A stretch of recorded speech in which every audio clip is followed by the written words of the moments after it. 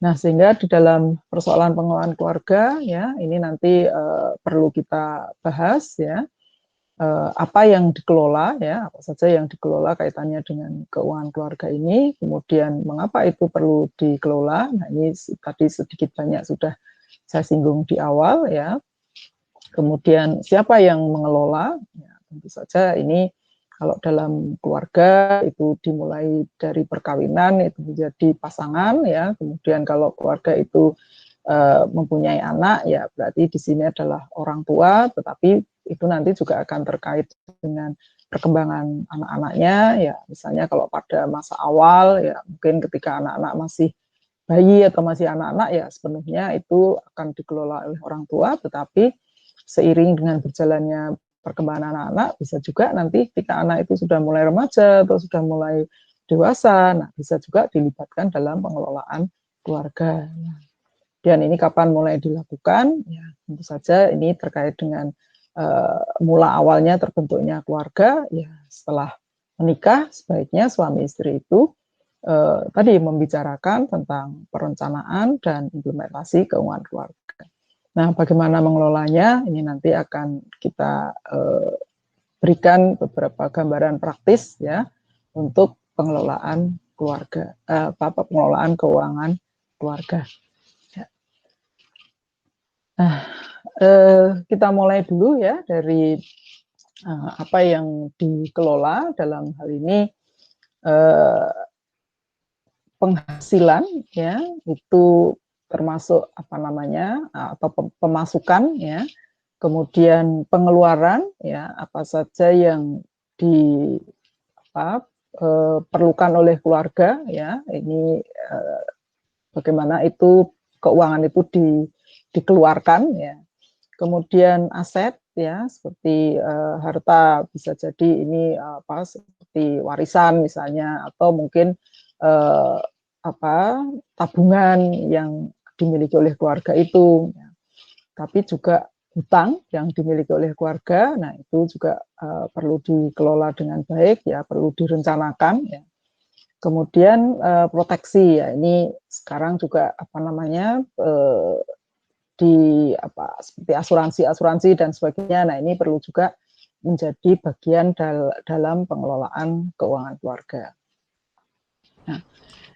Nah, dalam sebuah perencanaan keuangan yang baik, nah ini kita sebaiknya, ya, itu memiliki dokumen, ya, atau paling tidak pencatatan lah, ya, terkait dengan daftar pemasukan dan pengeluaran uang secara terperinci. Dan ini sebaiknya dimusyawarahkan, ya, oleh pasangan suami istri, ya, sehingga prioritas-prioritas apa yang disepakati, kemudian bagaimana itu dikelola, ya, misalnya ada beberapa model tipe, ya, keluarga dalam pengelolaan ini, ada yang semua dikelola bersama, ya, jadi pengeluaran apapun itu harus dibicarakan suami istri, atau ada juga model yang domain yang berbeda, misalnya dari pendapatan keluarga itu, kemudian suami lebih mengelola pada hal yang misalnya sifatnya besar, jangka panjang, ya, misalnya seperti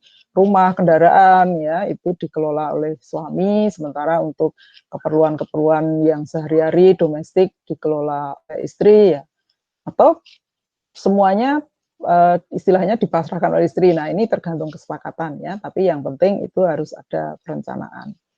Nah, dengan adanya daftar yang terperinci, ya, terdokumentasi yang penting, ya, berdasarkan kesepakatan itu, maka apabila terjadi penyimpangan rencana keuangan, nah ini keduanya itu, ya, terutama pasangan suami istri ini akan bisa mendeteksi, ya, misalnya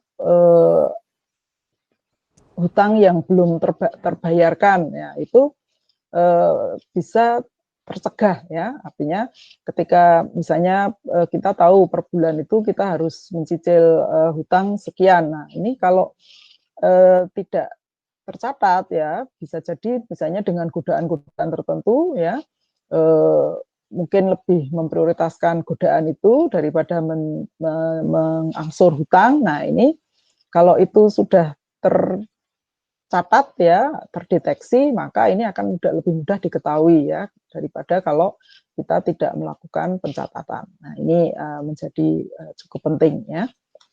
Nah, kemudian untuk pengeluaran uang ya untuk kebutuhan itu sifatnya wajib ya, karena terkait langsung dengan kebutuhan pokok, terkait langsung dengan keberlangsungan kehidupan keluarga itu. Nah, sementara ya ini yang perlu kita perhatikan ya, keluarga terutama orang tua dalam hal ini ya, kalau yang pasangan baru menikah ya pasangan suami istri itu harus sepakat punya apa ya, semacam kesepakatan untuk bisa membedakan antara kebutuhan dan keinginan. Jadi kalau kebutuhan itu ya memang itu harus ada, harus terlaksana, harus apa difasilitasi ya. Kalau itu tidak difasilitasi ya nanti kehidupan yang normal itu akan terganggu ya. Misalnya ini kebutuhan makanan pokok ya, itu menjadi kebutuhan, tetapi kalau kemudian berubah menjadi makan enak dan bergengsi yang mewah, nah itu sudah keinginan. Jadi ini apa perlu apa disepakati bersama ya, membedakan antara kebutuhan dan keinginan. Sehingga kalau kebutuhan itu memang sifatnya wajib untuk diadakan ya, sedangkan untuk keinginan itu sifatnya tidak wajib ya, sehingga mungkin bisa ditunda atau bahkan mungkin bisa dihilangkan dari daftar tadi yang apa kita apa istilahnya kita canangkan ya. Jadi kalau keinginan ya misalnya pakaian itu bisa jadi kebutuhan, tapi bisa juga kemudian menjadi keinginan ya. Pakaian secukupnya ya, misalnya 7 pasang itu sudah cukup. Tapi kalau kemudian setiap keluar rumah, setiap ini event harus pakaian yang baru, nah itu sudah jadi keinginan. Nah ini nanti akan sangat mempengaruhi tadi apa pengelolaan keuangan itu. Selanjutnya tadi ya setelah kita bahas terkait dengan membedakan kebutuhan dan keinginan ya, maka selanjutnya perlu kita membuat semacam aliran prioritas ya, mana yang itu perlu didahulukan ya. Jadi seperti kewajiban-kewajiban kita, kalau ini kita menginginkan kehidupan yang bahagia dunia akhirat ya, ini tentu saja kita perlu juga memikirkan kewajiban-kewajiban kita pada Tuhan ya, misalnya memberikan sedekah ya dan zakat dan sebagainya. Mungkin kalau di agama-agama lain ya itu apa bagaimana menjaga relasi dengan Tuhan ya dalam bentuk persembahan atau perpuluhan dan sebagainya. Ini karena hal ini juga memerlukan persiapan finansial ya, yang namanya orang sedekah ya, meskipun sedekah bisa dalam bentuk yang lain ya, tetapi zakat ya itu kan bentuknya kan ya harta uang. Nah, ini akan memerlukan tadi apa perencanaan ya, membuka perencanaan dan implementasinya. Kemudian kewajiban pada orang lain ya, seperti tadi misalnya cicilan hutang ya, ini mestinya juga apa diprioritaskan ya, karena itu bentuk komitmen kita terhadap kepercayaan orang lain ya, atau kepercayaan lembaga misalnya. Ini perlu menjadi prioritas ya di dalam kita melakukan perencanaan.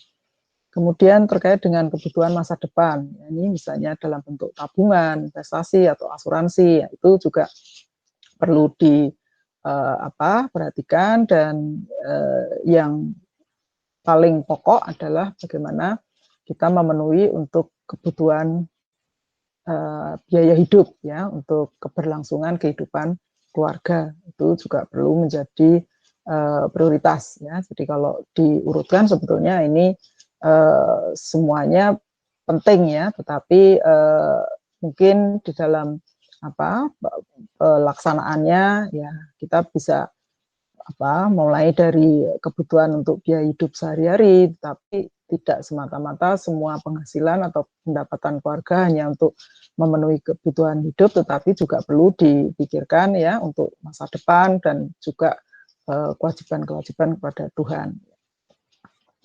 Nah, untuk arus keuangan keluarga itu bisa kita bedakan ya menjadi dua ya, seperti tadi ada penghasilan, ya, ada pengeluaran. Nah, ini kita bisa mengklasifikasikan, ya. Jadi untuk kas masuk, ya, itu berupa penghasilan. Ini bisa dari gaji, ya. Gaji itu biasanya sifatnya tetap, ya, misalnya penghasilan yang tetap. Tapi bisa juga upah, ya. Upah ini misalnya insentif-insentif tambahan dan sebagainya. Kemudian juga dari misalnya usaha-usaha sendiri tambahan, ya, misalnya sampingan-sampingan yang itu dilakukan di luar pekerjaan pokok. Nah, itu bisa kita masukkan sebagai penghasilan atau arus kas masuk. Nah, sedangkan pengeluaran, ya, yang tadi untuk memenuhi kebutuhan, ya, atau biaya hidup, nah itu termasuk misalnya sandang, ya, pakaian, pangan, ya, makanan, papan, tempat tinggal, ya, dan kebutuhan lain, ya. Ini kadang kita klasifikasikan sebagai keinginan, ya, misalnya seperti rekreasi, ya, itu kita tidak bukan pokok tetapi itu kadang perlu, ya, sehingga ini kadang kita klasifikasikan sebagai keinginan. Nah, itu termasuk pengeluaran, ya, arus kas keluar. Nah, prinsip yang perlu kita ketahui bahwa dan ini perlu dalam perencanaan termasuk di dalam pencatatannya. Nah, ini kita harus punya perhitungan, ya. Disebut keuangan keluarga kita itu sehat, ini kalau sisi penerimaannya itu lebih besar daripada sisi pengeluarannya. Nah, itu salah ketik, ya. Jadi jangan sampai terjadi seperti peribahasa itu, ya, besar pasak daripada tiang. Nah, ini akhirnya akan kedodoran, ya.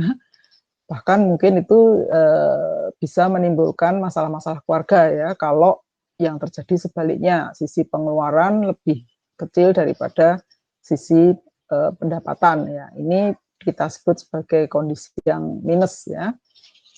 Nah, yang diharapkan tentu saja pengelolaan keuangan keluarga yang sehat, ya, itu bagaimana penghasilan ini bisa lebih besar daripada pengeluaran, ya, sehingga kita bisa menabung, ya, kemudian bisa juga memiliki investasi, ya, dan bisa juga mengantisipasi kebutuhan keuangan di masa mendatang, misalnya untuk pendidikan anak, pendidikan lanjut, atau termasuk juga untuk mengcover kondisi-kondisi darurat. Nah, ini pentingnya kita perlu punya tabungan. Nah, ini kita bisa menabung itu kalau dalam perhitungan keuangan keluarga kita itu sisi penerimaan itu lebih besar daripada sisi pengeluaran. Nah, ini nanti yang penting kita lakukan, bagaimana itu dikelola.